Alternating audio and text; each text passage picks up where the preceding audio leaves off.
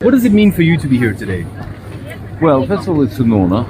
Yesterday, I spent quite a lot of time at Srpski. I worked with Russian engineers when they were rebuilding all the bridges, and it's a heartbroken experience when you come to a little house and the whole house is devastatingly ruined. And there's a little, it looks like a ball, although it's been on fire. And when you start talking with people, and it turns out to be family used to live there, and it's not a ball, it's a head of a little baby that has been severely killed and tortured before by Ukrainian Nazis.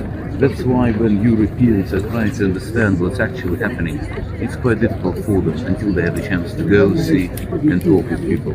But so far you're under Zelensky charm, Nazi charm, not for the first time in the history of Europe. Nazi charm. Nazi charm, Nazi. One day, sooner or later, you're gonna wake up. Whether you like the smell of the coffee or not, we'll find out later. But one thing for sure, the best possible friend is Russia. The worst possible enemy is Russia.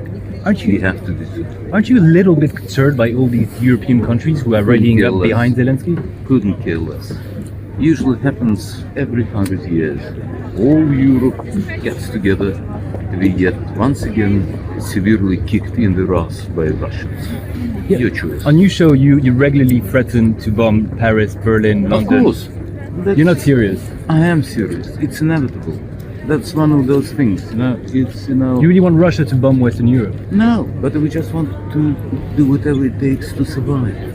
If you think that you can send your troops and your soldiers to Russia or to Ukraine to fight against Russians, sorry guys, you're gonna die. Even if we support just an independent and Even sovereign if country? you support, even if you think that you support, that's not your conflict. You have no idea. Where were you back in 2014? Why didn't you support freedom of Donbass and Crimea? You saw people in thousands being killed. You couldn't care less when Russians were murdered. You couldn't care less when Odessa started and when people were burned alive. Oh, you had other things to do.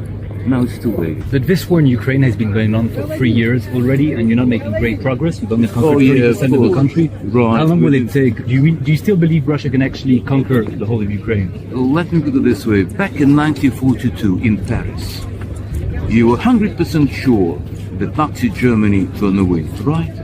And we were not conquering a lot of territories. But that happened May of 1945. And suddenly, thanks to Joseph Stalin, you became one of the victorious countries, not the place that you actually deserved. How many French troops were in German army? Whom did we fight in Berlin back in May 1945? Charlemagne?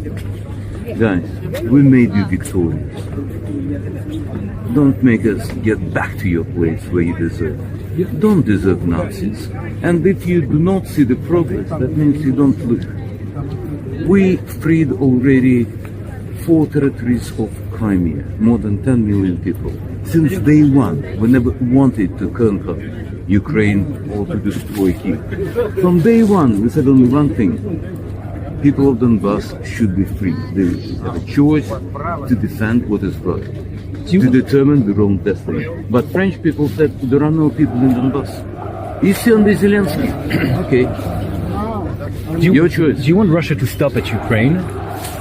But what do we have to conquer in your places? I don't know. What is there to take? Well, you tell me. You guys are unpredictable. We are 100% predictable. You're unpredictable. What if we got in Africa? What if we got everywhere? Why do you have to speak with your funny accent in every single part of the world, bringing only devastation? Who loves you people? Wake up. China doesn't love you. India doesn't love you. Latin America doesn't love you. You didn't deserve love. Why is that? Maybe because for thousands of years you thought that you are the top notch of the world, #1. You're not, people. Wake up. You're not. We kicked your ass out of Africa, and you deserve to be kicked your ass once again in any other part of the world.